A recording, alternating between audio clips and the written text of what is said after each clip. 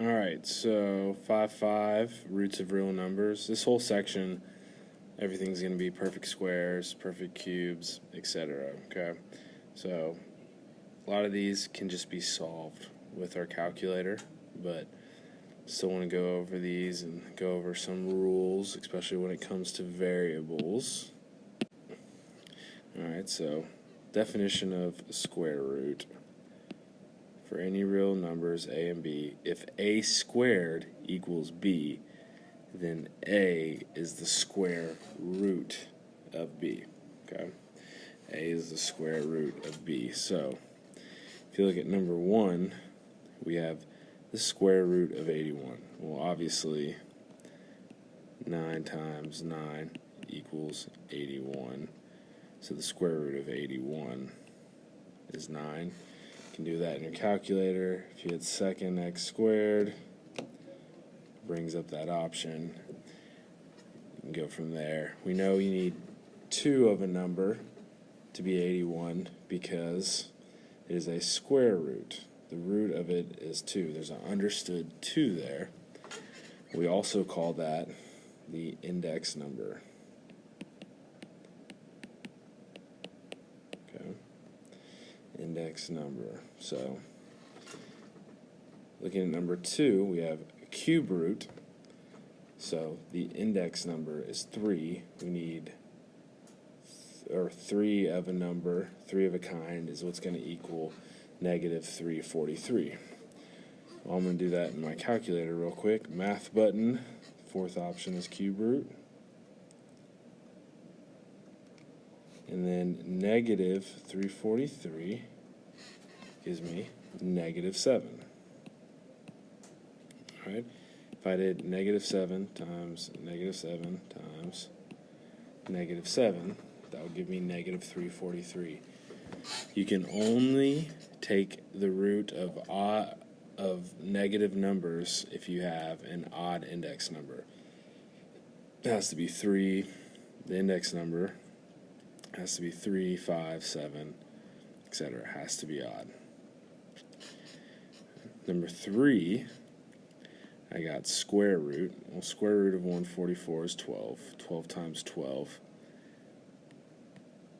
gives me 12 times 12 gives me 144. But then I'm going to look at the variable. Variables are a little different. A nice, easy way, the way I like to do it, is I like to take my variable, I like to take the exponent of my variable, so in this case, 6, alright, and I like to divide it by my index number, which in this case is understood 2. So 6 divided by 2 gives me 3, so my answer is 12p cubed. And actually, let me give myself some more space here. P cubed will be surrounded in absolute value.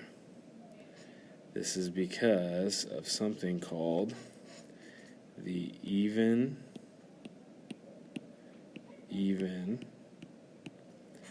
odd rule. And this comes from an even root,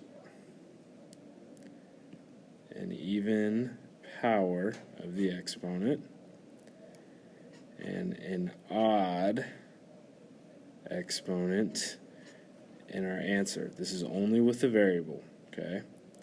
Only with a variable. And the reason why that needs absolute value is because, like we said before, in problem number 2, you can only take the cube root, 5th root, 7th root, etc. of negative, or you can only find the root of negative numbers when doing a cube root, 5th root, etc. But you, in square roots, when your root is even, square roots, 4th root, 6th root, that number, you know, p has to be positive. All right, because it won't work if it's a negative number with that answer. So the answer is going to come out positive, and because you can plug any number you want in for p, you have to guarantee that p, that variable, would be positive. So to guarantee that it's positive, it needs to be surrounded with absolute value signs. Okay. Okay, number 4, that plus minus, that's just something you'll see every now and then it gets thrown in there. Square root of 4 is 2. Square root of a to the 10th is a to the 5th.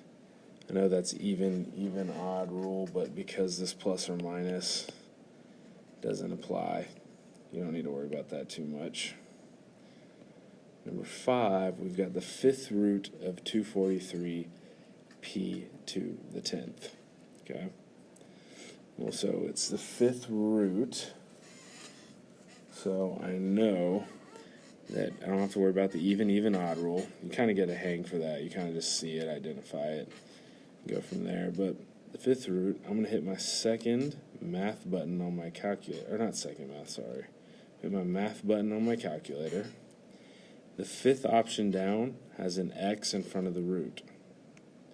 On mine, it allows me to put the 5th root in and then slide right and put my number 243 in, which gives me the 5th root of 243 would be 3.